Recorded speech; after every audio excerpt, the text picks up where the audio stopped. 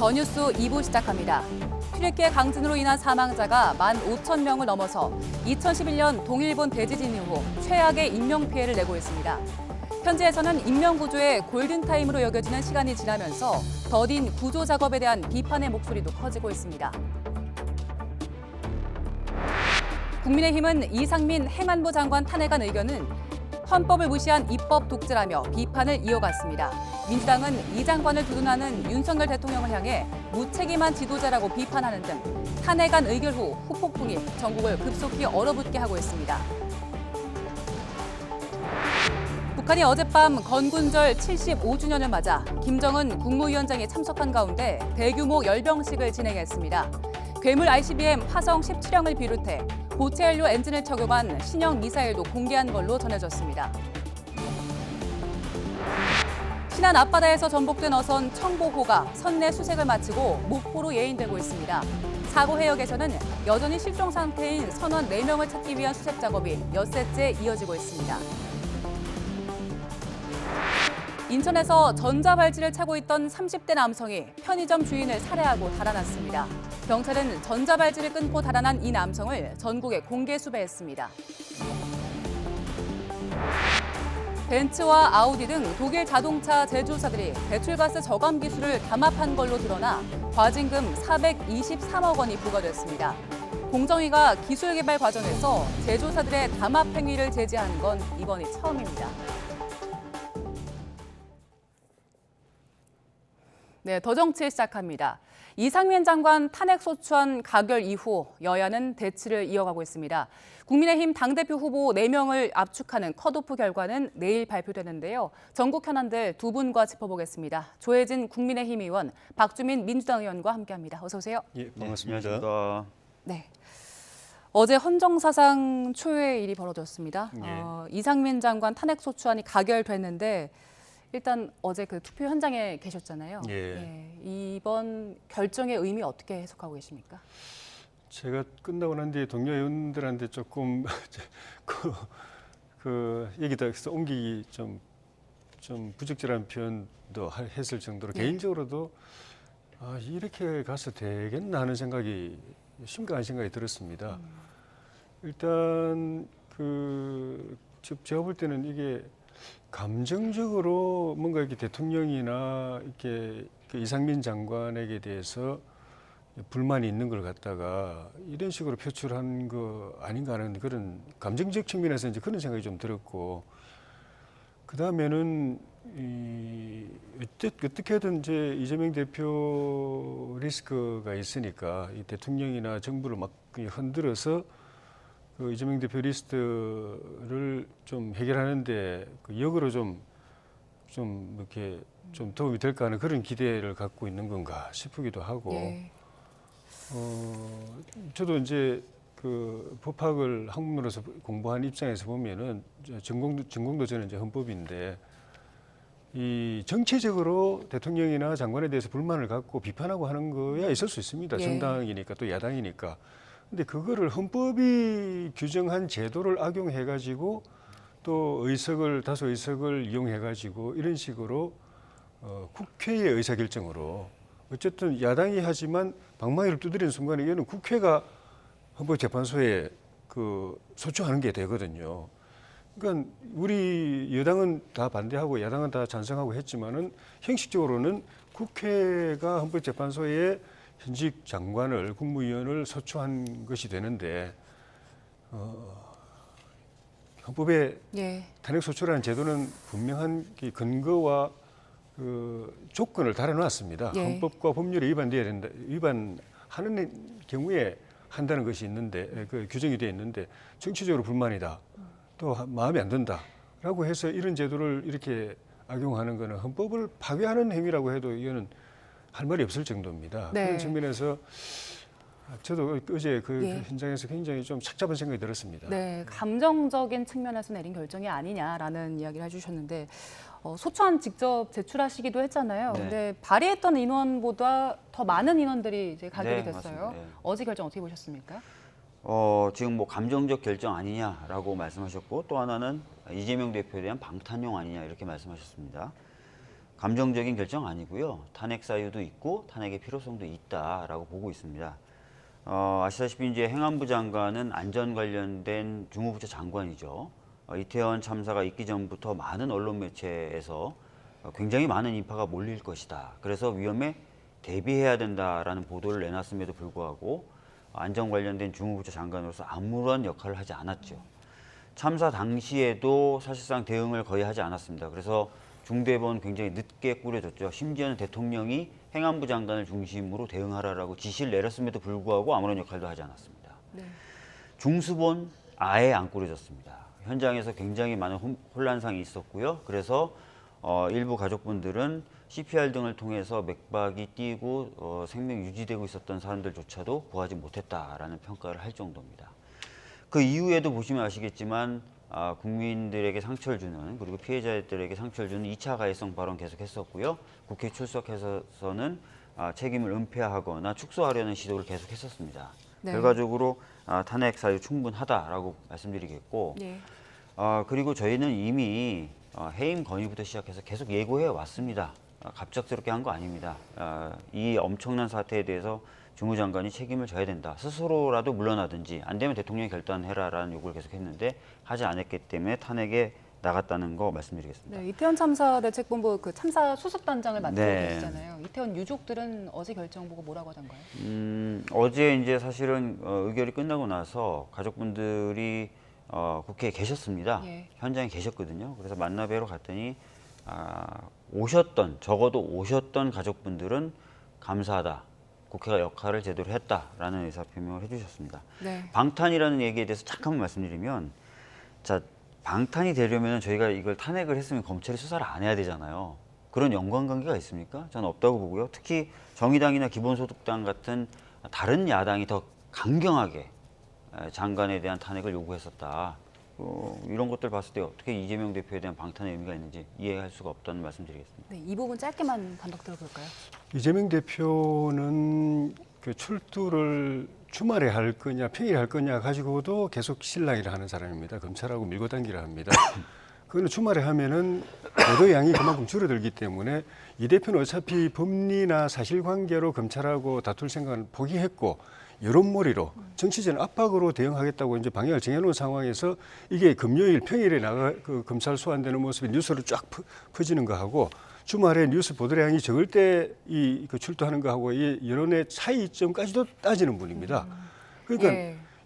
지금 대장동 위례 신도시하고 성남 FC 사건 때문에 계속 지금 출두하고 있고 예. 소환 조사 하고 있고 이제 지금 다시 또 그 백현동 사건 또 다시 나오고 있고 또 네. 정자동 뭐 호텔 건립 비리 관련 그것도 나오고 있고 앞으로 계속 검찰 출두하고 법원에 출두할 일만 남아 있는데 이렇게 하면은 저 탄핵소추안을 갖다가 네. 헌재에 넘기게 되면은 앞으로 몇 달 동안은 이 뉴스로 덮을 거라는 예. 기대를 하는 것 아닌가 네, 그런 생각인 거죠. 예, 이재명 대표 출석 이야기는 저희가 잠시 뒤에 이야기를 나눠보고요. 어제 이상맨 뉴스가 장관 보도가 많이 되면 그게 방탄입니까?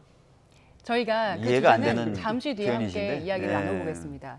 자, 어제 이상민 장관 탄핵소추안 가결 둘러싼 여야의 목소리 함께 듣고 이야기 이어가겠습니다. 헌정 수호의 최후의 수단인 탄핵을 헌정 파괴의 수단으로 민주당이 사용한 거 아니겠습니까? 이러한 민주당의 의회 파괴, 의회 폭거는 내년 총선에서 날이 시퍼렇게 선 부머랑이 되어서 민주당에게 고스란히 직격으로 돌아가게 될 것입니다.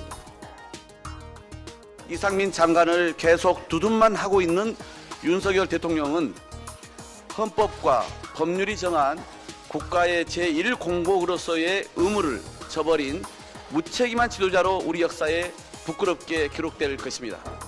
국민을 지키지 못한 주무장관을 지키기 위해 국회를 탓하며 적반하장식 막말 쏟기에 올인하는 행태, 이것이 윤석열 정권의 본질입니다. 네, 여야의 목소리는 두 분의 의견의 연장선상에 있는 것 같아서요. 저희가 이제는 공이 헌재로 넘어갔기 때문에 그 부분 좀 짚어보겠습니다. 이제 심판 절차에 들어간 거죠. 네네. 예, 그러면은 지금 이 심판을 180일 안에 뭐 강제는 아니지만 180일 안에 결과가 나오게 되는 겁니까? 그러니까 강제는 아닙니다. 180일 내에 하라는 것이요. 예. 그래서 실제 사례들 보면 180일 넘어서 결정난 사례들이 있고요. 그러나 이제 뭐 김도우 법사위원장조차도 최대한 빨리 하겠다 이렇게 얘기를 했기 때문에, 그리고 사안이 그렇게 복잡하지 않기 때문에 그렇게 길게 걸리진 않을 것 같습니다. 네, 이게 결정이 길어지게 되면 될수록 뭐 어떤 결정이 나오든 좀 양측에 다 부담이 될 것 같은데 어떻게 예측하십니까? 일단 국민의 입장에서 볼 때는 이것으로 인한 이 정쟁의 격화, 또 국정의 혼란, 또 행안부 장관 자리 이 업무의 공백 이런 걸 생각하면 빨리 이 결론이 나기를 바라실 것이고, 근데 야당의 입장에서 보면 제가 좀 말씀드린 방탄이 아니라고 말씀하셨는데 예. 이 탄핵소추라는 이슈가 없으면은 이후에 계속 대한민국 뉴스의 핵심은 이재명 대표가 검찰의 소환해서 조사받고 법원에 나가서 재판받는 것들이 핵심 이슈 뉴스가 될 텐데 이걸로 이제 덮인다는 겁니다. 근데 덮이는 효과는 있을지 이슈를 모르겠지만 묻는다는 거죠. 그러니까 이재명 대표 리스크가 네. 여론 측면에서 많이 이제 좀 뉴스에서 밀리니까 가라앉게 되는 그런 효과는 있겠죠. 야당 입장에서 보면은. 그런데 결론이 제가 생각하는 것처럼 기각으로 현재에서 기각으로 나타난다면은 민주당으로서는 빨리 결정 날수록 좋겠죠. 이게 오래 가가지고 선거 직전에 기각으로 나면은 민주당 안에서도 그런 우려가 나오는 것처럼 선거에 바로 직격탄을 맞기 때문에 특히 이 기각으로 날 경우에는 빨리 결정되기를 민주당에서 이제 바랄 거라고 생각이 들고, 예. 뭐 우리 법사위원장 김도우 위원장도 그렇게 이야기를 했고, 좀 전에 말씀드린 것처럼 국민의 입장에서는 국정 혼란 측면에서는 빨리 결론 나기를 바라고, 좀 전에 이제 박주민 의원님 말씀처럼 사안이 단순하기 때문에 헌법재판소 재판관들 입장에서 보면은 뭐 그렇게 오래 들여다보고 갑론을박 벌일 일도 별로 없을 것이라고 봅니다. 다만 이제 변수가 있다면은 그 기간에 헌법재판관 한 2명이 두 분이 바뀌죠. 바뀌기 때문에 이 바뀌는 절차하고 겹쳐가지고 헌법재판관 청문회라든지 또 국회 인준회라든지 이런 것이 늦어지게 되면은 네. 7명 가지고 이 심판을 해야 되는데 법적으로는 뭐 문제가 없습니다. 7명은 할 수 있지만 전체적으로 보면은 재판의 어떤 정통성, 권위 이런 것 때문에 헌법재판소가 자체적으로 9명이 채워질 때까지 기다리게 되지는 않을까. 그러되면 이게 길어질 염려도 있다. 그게 유일한 변수 같고, 그렇지 않으면은 그냥 단순히 사건이 단순하기 때문에 노무현 대통령도 63일 만인가 결론이 났거든요. 예, 그렇습니다. 그보다는 훨씬 더 단순한 거기 때문에 그 이전에 끝날 수 있다고 봅니다. 네. 자, 이렇게 일단 두 분 모두 이 결정이 그렇게 길어지지는 않을 것이다라고 예상을 해주셨는데, 두 분 앞서 이제 말씀하셨던 이재명 대표 출석 이야기를 좀 나눠보겠습니다. 또 국민의힘에서 지금 탄핵 소추안 역시 이재명 방탄용이다 이렇게 계속해서 주장을 하고 계시는 건데, 이재명 대표 일단 내일은 혼자 가겠다라고 네네네. SNS에도 올리고 또 여러 번 신신당부를 네. 한 상황입니다. 그런데 네. 정말로 혼자 가게 될까요? 이번에 당내에서 같이 가신다는 분 혼자 가신다고 했고, 이번에도 신신당부하셨기 때문에 혼자 가실 것 같은데, 저도 이 말씀은 좀 짧게 더 예. 드리겠습니다. 난방비 관련된 지원을 좀 하자라고 해도 방탄이래요. 뭐 야당이 아무것도 하지 말라는 얘기신 것 같고, 보도가 많이 되면 그게 방탄이다. 이것도 정말 이해가 안 갑니다. 하여튼 그렇고요. 이번엔 뭐 혼자 가시겠다고 여러 차례 밝히셨기 때문에 혼자 가시지 않을까 싶습니다. 네. 네. 검찰이 이번에 준비한 질문지가 한 200쪽에 달한다라고 알려져 있는데, 지난번 조사, 두 차례 조사 때 서면 진술서로 가름을 했었잖아요. 일단 이번 대응 전략에 대해서 혹시 대응 어떻게 하겠다 이런 거에 대해서 들으신 게 있습니까? 아니요, 특별히 들은 건 없는데요. 예. 뭐 지난번에 서면 진술로 가름을 하셨고, 첫 번째 검찰 출석에서도 서면 진술로 가름하셨기 때문에 비슷한 방식으로 대응하지 않으실까 생각하고 있습니다. 지금 민주당 측에서는 그 김건희 여사 주가 조작 의혹 관련해서 네. 이것도 이제 수사를 해야 한다고 맞서고 있어요. 지금 이 사안을 또 꺼낸 거에 대해서는 지금 어떤 입장이십니까? 그게 민주당이 지속적으로 제기해온 이슈고, 이번 주 국회 대정부 질문에서도 계속 민주당이 예. 질의하고 한동훈 장관이 답변했는데, 한동훈 장관 답변에 대해서 민주당 질의하신 분들이 이 반박을 못 해요. 한 장관 이야기가 제가 평소에 이야기하던 거와 똑같은데 문재인 정권 때 흔히 말하는 친문 검사들을 총동원해가지고 탈탈 털어가지고 그 과정에서 수많은 주가 조작 관련된 사람들은 다 기소당하고 재판받고 있는데 왜 이 김건희 여사 기소 못했습니까? 라고 하니까 말을 못해요. 그리고 정권 바뀌고 난 뒤에 새로운 사실이 나왔는데 왜 그 수사 안 하냐고 그러는데 그 새로운 사실이 정권 바뀌고 나서 밝혀진 게 아니고 문재인 정부 때 수사해서 확인된 사실인데 공개가 이번에 된 겁니다. 그럼 그때 다 알았으면서 그게 진짜 새로운 사실이고 중요한 사실이고 기소감이라고 한다면 왜 그때 기소 안 했습니까? 라는 데 대해서 민주당 의원님들이 아무 말씀을 못 해요. 네. 근데 그렇게 하니까 이제 특검을 하자고 그러는데 자기들이 임명하고 그 친문검사라고 하는 그 검사들까지도 제대로 사실 확인을 못하고 기소도 못했던 사건을 특검을 한다고 그게 됩니까?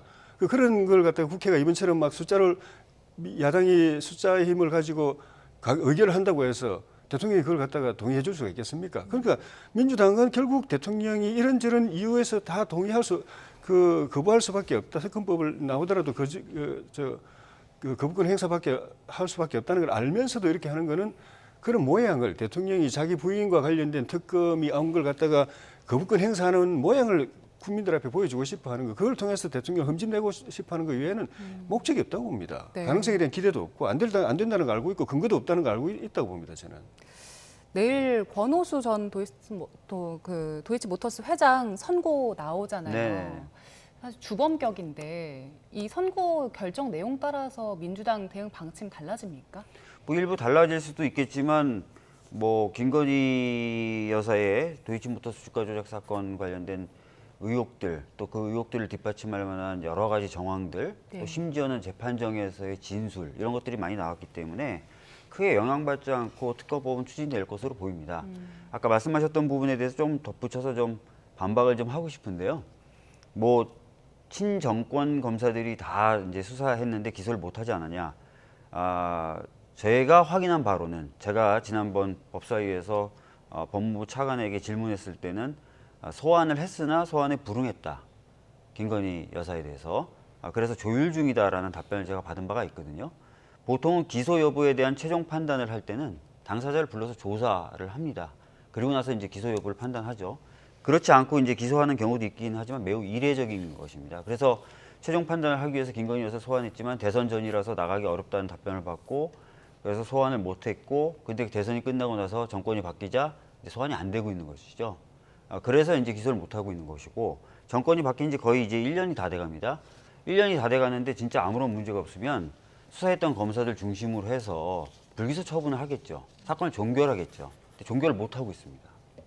그리고 재판 과정에서 김건희 여사에게 불리한 정황을 계속 공개했었던 2명의 검사는 좌천성 인사를 당했습니다. 이게 지금 현재 저희들이 보고 있는 상황이거든요. 다시 말씀드려서 도저히 이 사건을 종결할 수 없는 겁니다. 그만큼 의혹이 많다는 것이죠. 그리고 그런 어떤 불리한 정황들을 재판정에서 공개했던 검사들은 좌천당하고. 그래서 저희들은 소환 계속 안 됐었던 김건희 여사에 대한 조사를 포함해서 모든 것들이 제대로 이어지려면 특검이 필요하다라고 말씀드렸던 것이고 지속적으로 문제 제기해왔던 것이고 김건희 특검법은 작년 9월에 이미 당론으로 결정한 바 있다. 이렇게 말씀드리겠습니다. 네. 소환에 응하지 않으면 기소할 수 없다는 거는 저는 처음 들어봅니다. 아니 보통은 그러면 소환을 해서 자기 조사한 다음에 기소 여부를 결정합니다. 아니 근데 예. 그럼 기소 안 당하려면 소환 출석 안 하면은 다 기소 안 당하고 사건 그냥 불기소 보통 그렇게 처분되겠는데 한다는 것이고요. 그건 아닌 것 같고. 이후에 그러면 대선 이후에 소환을 해서 사건을 마무리 지으려고 생각을 했었겠죠. 수사했던 검사들은. 근데 정권이 바뀌고 나서는 사실상 이제 더 이상 수사하기가 어려워졌던 것이죠. 그래서 재판 과정에서나마 여러 가지 정황들이 계속 공개됐었던 것이고요. 근데 그 검사들은 또 자천성 인사를 당한 것이죠. 그렇게 좀 전에 말씀하신 것처럼 그렇게 증거가 많았다면은 소환 응하든 안 하든 간에 당연히 기소했겠죠. 그건 상식 아니겠습니까? 네, 일단 내일 권오수 전 회장 선고가 나오니까요. 한번 지켜보도록 하고요. 자, 국민의힘 상황 좀 보겠습니다. 국민의힘 당대표 선거 예비경선 여론조사가 오늘 종료됩니다. 그런데 이재호 국민의힘 상임고문이 국민의힘 전당대회에 대해서 쓴소리를 했는데 듣고 이야기 이어가겠습니다. 당을 어렵게 만드는 게 세 가지입니다. 지금 대통령실 고위 관계자, 그다음 떼거리 정치, 그다음 색깔론, 이게 지금 다 등장했죠. 이번 전당대회를 완전히 아이고. 엉망진창으로 만드는 거고 당을 어렵게 만들고 집권자의 저런 행태는 나라를 어렵게 만드는 거예요. 네, 이재호 고문께서 세 가지, 국민의힘을 어렵게 만드는 세 가지로 대통령실 고위 관계자, 그리고 떼거리 정치, 그리고 색깔론을 얘기했습니다. 조혜진 의원께서는 이 쓴소리 어떻게 들으셨어요? 우리 당이 이제 상임 고문 입장에서 이제 당이 걱정이 돼서 하신 말씀일 것이기 때문에 우리 이재호 고문님 발언 자체에 대해서 제가 뭐라고 말할 건 아닌 것 같고, 우리 당이 집권을 했지만 국회에서는 소수파입니다. 소수파는 소수의 힘으로 그래도 힘을 발휘해서 대통령과 정부, 국정을 뒷받침하려면은 단결, 단합이 기본입니다. 똘똘 뭉쳐야 됩니다. 숫자가 적을수록 똘똘 뭉쳐서 국정을 뒷받침해야 되는데, 그렇게 해서 또 총선에서도 그렇게 해야 똘똘 뭉쳐야 또 이길 수도 있고, 우리가 목표로 하는 과반수 의석을 얻어서 나머지 대통령 임기 3년을 성공적으로 뒷받침할 수 있을 것인데, 그런 어떤 그 계기, 기폭제가 되는 것이 이번 전당대회가 돼야 된다라고 다들 당원들이나 또 지지하는 국민들이 다 그렇게 기대하고 있을 텐데, 이 초반의 모습은 상당히 생각보다 과열되고 또 내부에 자중질환 비슷한 그런 분열적인 모습도 보이고 해서 많은 분들이 걱정하고 있는 건 사실인 것 같습니다. 네. 그래서 이제 공식적으로 전당대회 경선이 출발을 했고, 이제 TV 토론이라든가 이렇게 차분하게 정책이나 비전을 가지고 서로 경쟁력 또 차별성을 보여줄 수 있는 기회들이 생길 것이기 때문에, 그런 측면에서 좀 이렇게 좀 차분하게 좀 가라앉은 네. 그런 비전 경쟁, 정책 경쟁 쪽으로 바뀌기를 기대하고, 또 많은 분들이 또 그렇게 소망하고 있을 걸로 보기 때문에 후보들께서 그런 걸 의식해서 잘 하시라고 좀 기대해 보겠습니다. 네, 말씀하신 대로 지금 상당히 과열된 상황인데, 이제 내일 당대표 후보자 4명이 공개가 됐는데 두 분 어떻게 예측하시는지 좀 들어볼게요. 지금까지 여론조사들이 많이 나왔기 예. 때문에 거기에서 크게 벗어나지는 않을 걸로 보고, 제가 개인적으로 관심 갖는 거는 이제 후발주자로 나선 우리 천하람 후보가 제가 처음에 깃발을 올렸을 때 이 기존의 경선판을 뒤집는 역할까지는 못하더라도 최소한 우리 당이 이렇게 긍정적인 방향에서 역동성 있게 가도록 전당대회가 비전 경쟁 또 미래지향적인 경쟁이 되도록 매기 역할은 확실히 할 거다라고 예측을 했는데, 매기 역할은 일단 확실히 하는 것 같고, 네.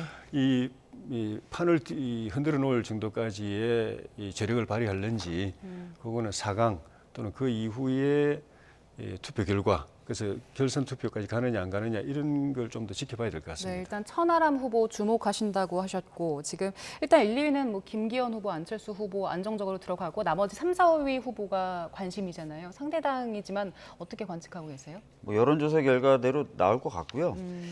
한 말씀만 좀 드리면, 소수당이기 때문에 단결과 단합이 중요하다는데 이렇게 힘으로 누르고 룰 바꾸고 이러면 단결 단합이 됩니까?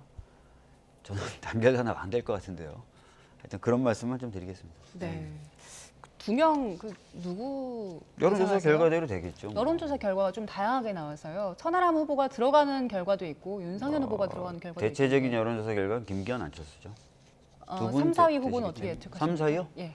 그러니까 여론조사 결과에 천하람 들어가시는 거 아니에요? 지금 천하람 후보? 그게 여론조사 결과가 좀 네. 다양하기도 하고, 그건 국민의힘 지지층 대상이고, 내일은 이제 당원들만 대상으로 하는 거잖아요. 네. 비슷할 것 같습니다. 네. 알겠습니다.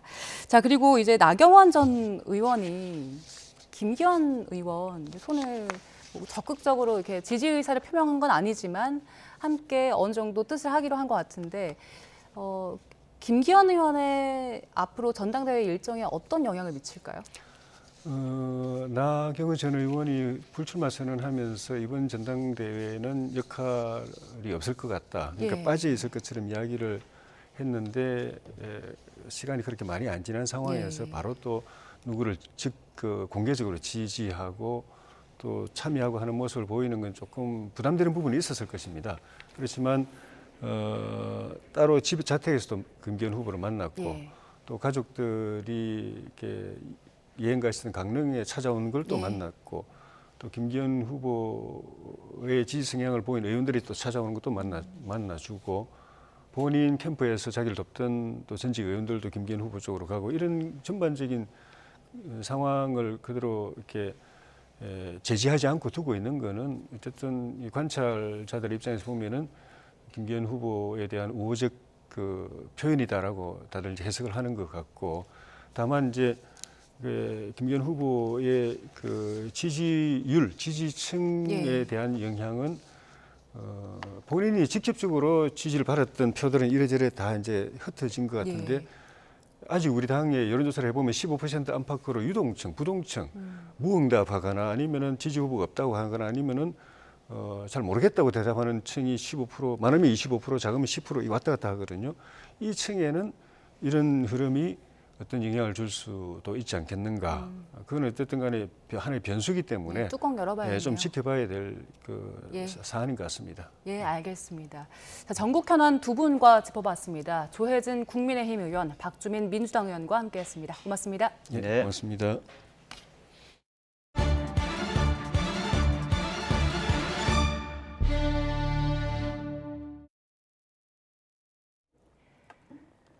튀르키예와 시리아를 뒤흔든 강진이 지난 2011년 동일본 대지진 이후 최악의 인명피해를 내고 있습니다. 강진 발생 후 나흘째인 9일 사망자 수가 눈덩이처럼 불어나면서 15,000명을 훌쩍 넘겼습니다. AFP와 로이터, AP통신 등 외신에 따르면 튀르키예 사망자 수가 12,391명으로 집계됐습니다. 시리아의 경우 당국과 반군 측 구조대인 하얀 헬멧이 밝힌 내용을 종합하면 사망자 수는 2,992명입니다. AFP는 이번 튀르키예 강진이 21세기 들어 8번째로 희생자가 많은 지진으로 기록됐다고 전했습니다. 7번째는 18,500명의 사망자가 발생한 2011년 동일본 대지진인데 튀르키예 강진의 경우 시시각각 사망자가 늘고 있어서 이를 넘어설 가능성도 있습니다. 튀르키예와 시리아를 덮친 이번 강진으로 인명피해가 이미 15,000명을 넘은 상황입니다. 사망자가 10만 명을 넘길 수 있다는 분석까지 나오고 있는데요. 밤낮을 가리지 않고 필사적인 작업을 하고 있지만 팬케이크처럼 폭삭 무너진 대붕괴로 사상자는 기하급수적으로 급증하고 있습니다. 보도에 김상우 기자입니다. 84년 만에 최악의 강진이 엄습한 현장입니다. 건물이 대부분 폭삭 주저앉아 언뜻 보면 쓰레기 하치장처럼 보일 정도입니다. 이른바 팬케이크 붕괴로 내진 설계가 되지 않은 상태에서 취약한 자재로 건축돼서 피해가 더 컸다는 지적입니다. 구조 중장비가 턱없이 부족한 가운데 붕괴 자체가 너무 심해 구조와 수색을 어디서부터 손을 대야 할지 막막한 상태입니다. 밤낮 가리지 않고 필사적인 작업을 하지만 사상자는 기하급수적으로 급증하고 있습니다. 생존율이 급격히 저하되는 72시간 시간과의 싸움, 이른바 골든타임은 의미가 없다는 지적이 나올 정도입니다. 결혼을 앞둔 예비신랑은 사망자를 임시 안치한 체육관에서 지진으로 숨진 예비신부를 발견하고 껴안고 망연자실합니다. 28 Nisan'da düğünümüz vardı. 2023 yılının 28 Nisan'ında düğünümüz vardı. Ama kısmet olmadı. 규모 7.8과 7.5의 연쇄 강진에다가 강력한 여진이 수없이 덮친 튀르키예와 시리아에서는 사망자가 속출해서 신원하기는 물론 처리 자체가 어려울 정도입니다. 그나마 장례라도 치르는 것은 다행이라고 여길 정도입니다. Mustafa Sönmez, Maraş merkezde enkazdan çıkarılarak getirildi. Kendi imkanlarımızla, akrabalarımızın yardımıyla kendisini enkazdan çıkarıp getirdik buraya. Üzgünüz. 미국 지질조사국은 사망자가 10만 명을 넘길 확률을 14%, 만 명에서 10만 명 사이일 가능성은 30% 등으로 내다봤습니다. 또 예상되는 피해 규모도 이전과 달리 튀르키예 국내 총생산의 최대 2%에서 6%로 올려잡았습니다. YTN 김상호입니다. 튀르키예 하타이 지역에서 구호 활동을 시작한 대한민국 긴급구호대가 생존자 1명을 구조했습니다. 외교부는 현지 시각으로 오늘 새벽 5시부터 구호 활동을 시작한 긴급구호대가 구호 시작 1시간 반 만인 오전 6시 30분쯤 70대 중반의 남성 1명을 구조했다고 밝혔습니다. 생존자는 구조 당시 의식이 있는 상태였고 건강에도 큰 문제가 없는 걸로 확인됐습니다. 외교부는 이어 생존자를 구출한 곳에서 시신 4구를 수습했다고 설명했습니다. 또 오늘 오후 이도훈 외교 2차관 주재로 튀르키예 지진 피해 관련 긴급 구호본부 회의를 개최합니다. 회의에서는 튀르키예 현장 상황을 토대로 긴급 구호대의 활동을 후방 지원하는 방안을 협의하고 지진 피해 지원을 위한 민관 협력 방안도 모색할 예정입니다. 지난 4일 전남 신안 앞바다에서 전복된 어선 청보호가 인양됐습니다. 바로 세워진 어선 내부를 수색했지만 안타깝게도 추가로 실종자가 발견되진 않았습니다. 해경은 국립과학수사연구원과 함께 사고 원인을 규명하기 위한 본격적인 조사에 들어갑니다. 나현호 기자입니다. 수면 위로 모습을 드러낸 청보호. 며칠간 바닷속에 잠겨 있었는데도 바지선에 올리지 않아도 될 정도로 양호한 상태였습니다. 해경이 선박을 바로 세워 여러 번 내부 수색을 벌였지만 실종자는 추가로 발견되지 않았습니다. 오후 8시 15분부터 기관실 수색을 위해 배수 펌프를 가동, 배수 작업 실시 후 수색하였으나 실종자는 발견하지 못하였습니다. 해경은 해상 수색을 강화하고 있습니다. 실종자가 조류에 홍도까지 떠밀렸을 가능성을 염두에 두고 수색 범위를 넓히고 여러 구역으로 나눠 바다를 샅샅이 뒤지고 있습니다. 선체가 인양되면서 사고 원인 규명도 탄력을 받게 됐습니다. 생존 선원들은 갑자기 물이 차오르며 배가 기울었다고 진술했는데요.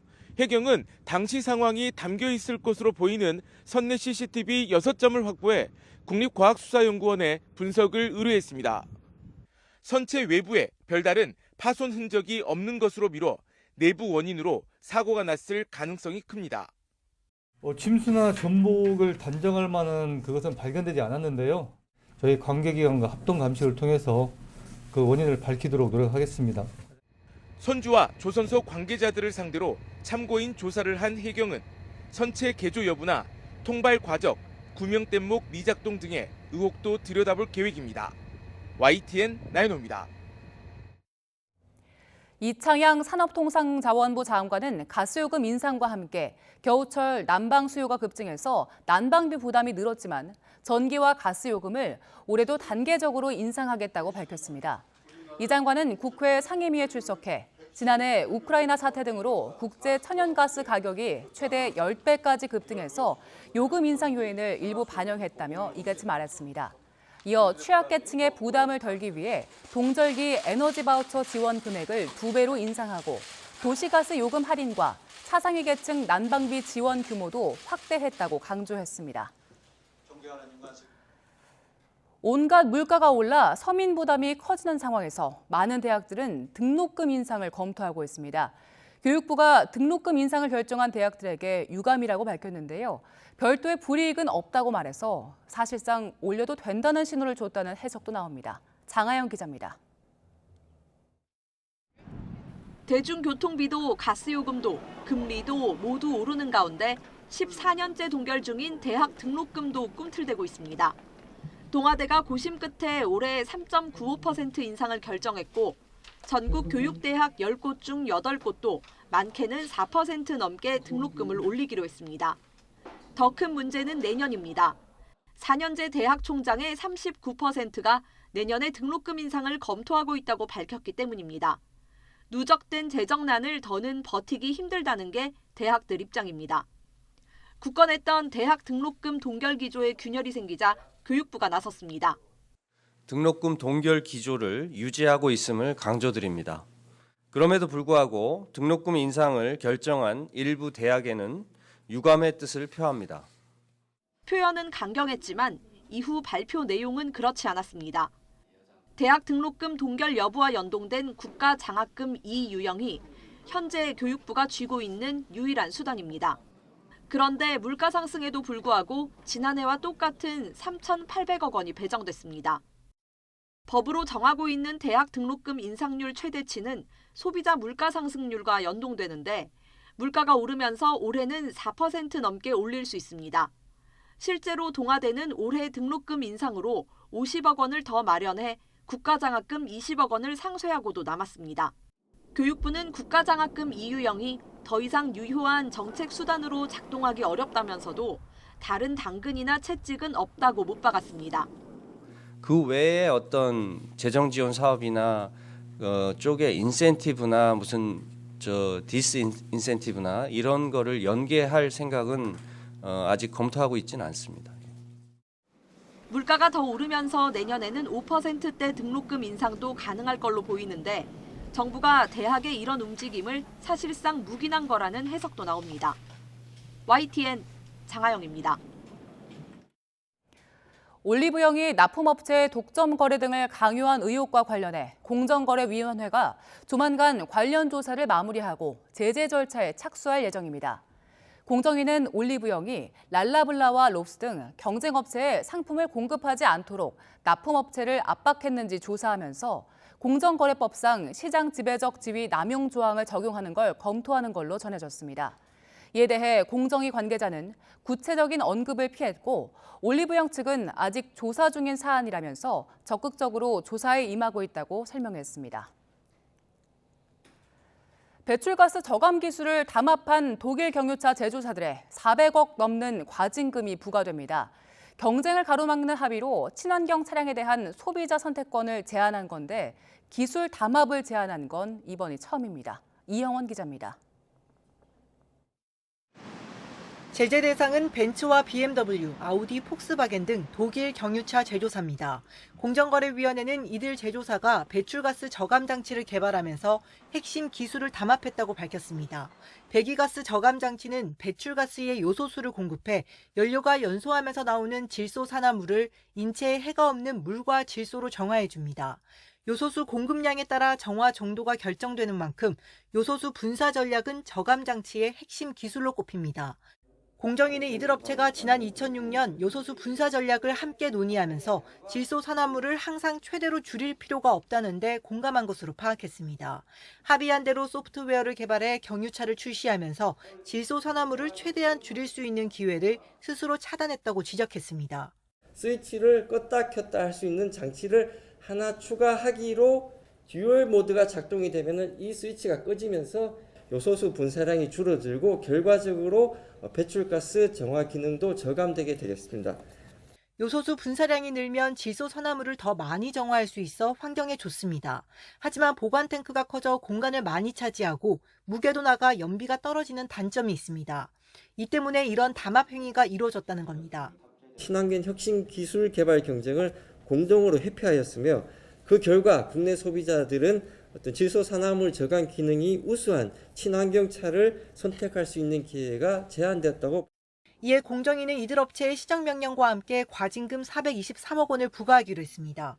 이어 이번 조치가 기술개발 담합을 제재한 최초 사례라고 평가했습니다. 특히 가격이나 수량뿐 아니라 친환경성도 경쟁 핵심 요소로 인정해 친환경 상품에 대한 소비자 선택권을 넓혔다는 점에서 의미가 있다고 설명했습니다. YTN 이영훈입니다. 국세청이 연예인과 운동선수, 유명 웹툰 작가 등 84명에 대해 강도 높은 세무조사에 착수했습니다. 국세청은 이들이 인기와 사회적 영향력을 바탕으로 안정적인 고수익을 누리면서도 납세 의무를 무시하고 지능적으로 탈세한 혐의가 포착됐다고 밝혔습니다. 가족 명의로 1인 기획사를 세워 수입금을 분산하고 인건비를 가공 계산한 연예인과 해외에서 발생한 소득을 신고 누락하고 허위 경비를 계상한 운동선수와 게이머 등이 조사 대상에 포함됐습니다. 온라인 콘텐츠의 인기로 소득이 급증하자 법인을 세워 개인 보유 저작권을 무상 이전하고 소득을 분산해 세금을 탈루한 유명 웹툰 작가도 탈세 혐의가 드러났습니다. 국세청은 조세 포탈 사실이 확인되면 고발 조치하겠다고 설명했습니다. 오늘 0시 기준 코로나19 신규 환자는 14,664명으로 집계됐습니다. 일주일 전보다 2천여 명, 2주 전보다는 2만여 명이 감소했습니다. 위중증 환자는 293명으로 나흘째 200명대를 나타냈습니다. 사망자는 34명으로 누적 사망자는 33,680명입니다. 신용카드를 재발급받으면 카드 번호가 바뀌어서 불편했던 적 한 번씩 있으실 겁니다.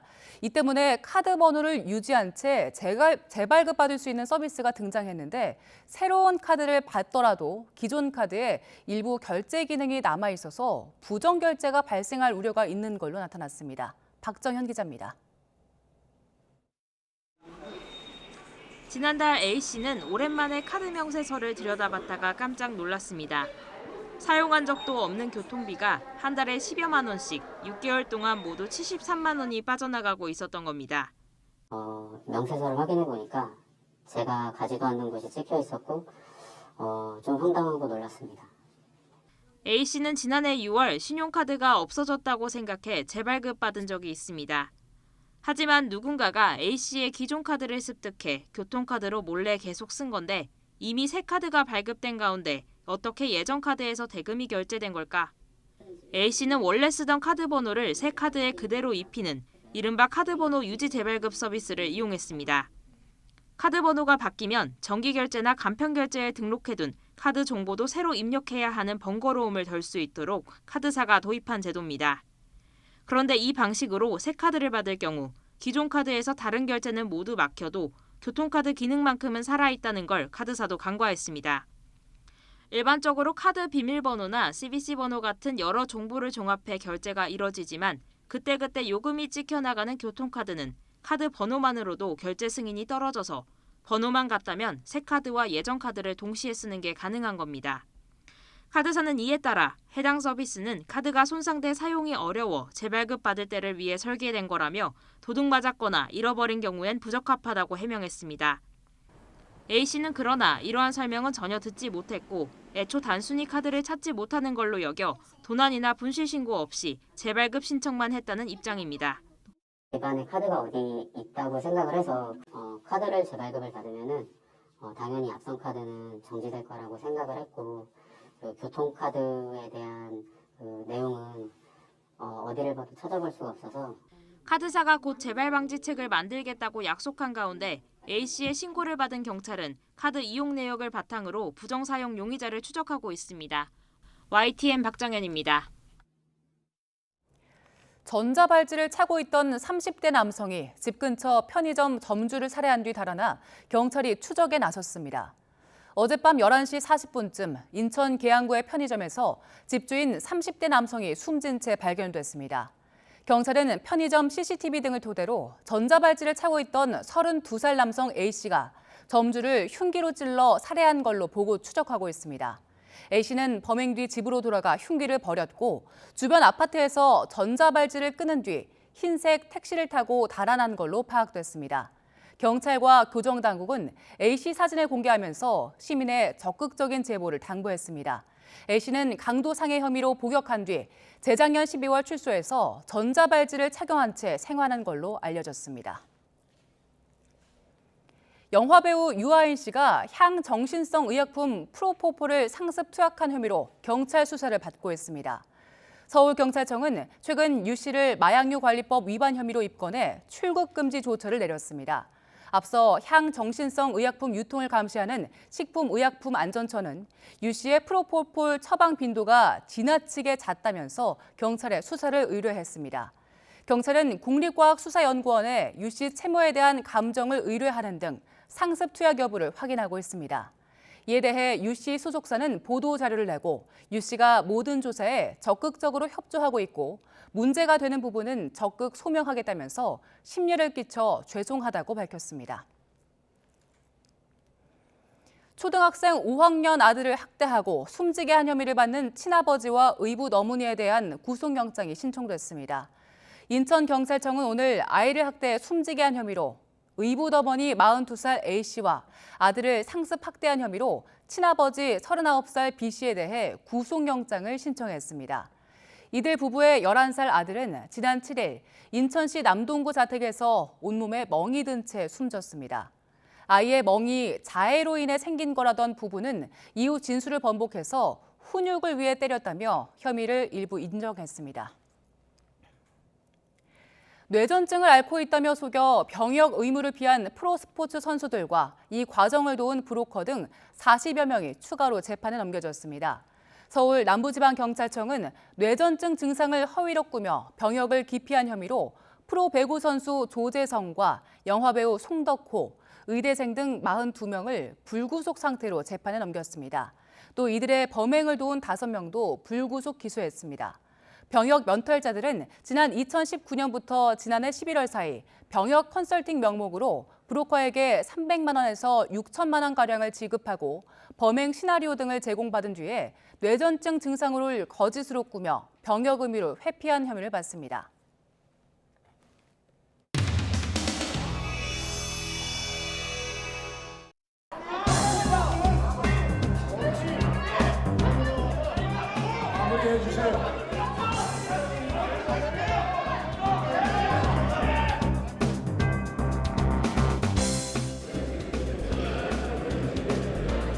무리한 탄핵 소추안을 발의하여 소중한 국회의 시간을 정쟁과 방탄으로 얼룩지게 하고 있습니다. 지금도 듣지 않았다는 행함을 마이크 끄세요. 오로지 기성전 이재명 방탄하려는 것 아니었습니까? 반사. 나아가 송원석 의원 마무리해 주세요. 탄핵 소추안은 헌법재판소로부터 마무리해 주세요. 국가가 국민을 보호하지 못했음을 인정하고 사후에라도 그 책임을 다했다라고 기록되길 바랍니다.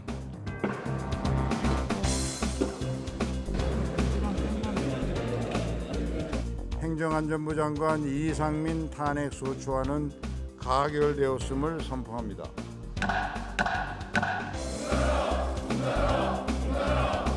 거짓 민생.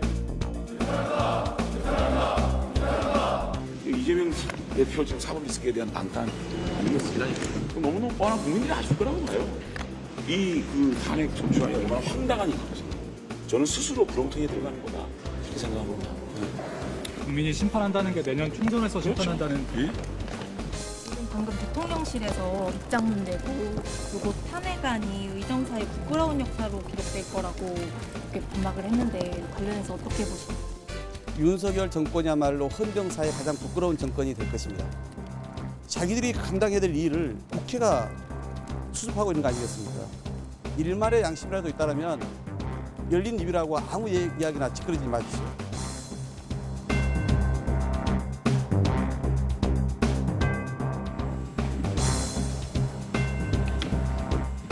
저희 질문에 성실하게 대답해 주시면 좋겠습니다. 네, 성실하게 답변하고 있습니다. 네, 왜 유족들이 장관님의 파면을 원한다고 생각하십니까? 글쎄 제가 직접 만나 뵙지는 못했기 때문에 구체적인 이유는 잘 모르겠습니다만. 다른 질문 드리도록 하겠습니다. 장관님은 유족들이 장관님을 보면 어떤 마음이 들 거라고 생각하십니까? 잘 모르겠습니다. 슬프고 분노스럽고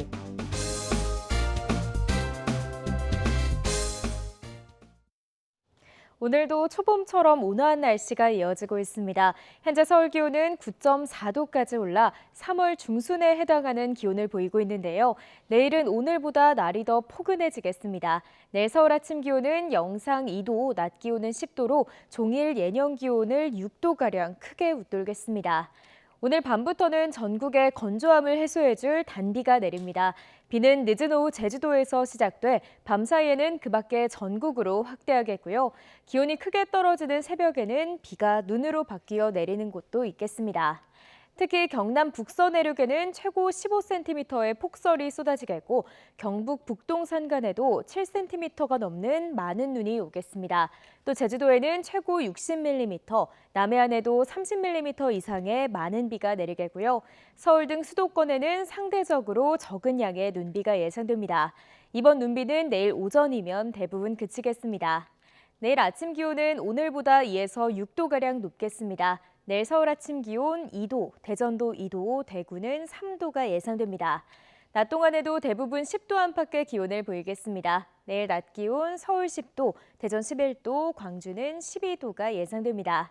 이후 주말 동안에도 예년보다 온화한 날씨가 이어지겠고요. 일요일과 월요일 사이에는 충청 이남을 중심으로 또 한 차례 비가 내릴 전망입니다. 지금까지 날씨 정보였습니다. 더 뉴스 오늘은 여기까지입니다. 잠시 뒤 뉴스큐가 방송됩니다. 시청해주신 여러분 고맙습니다.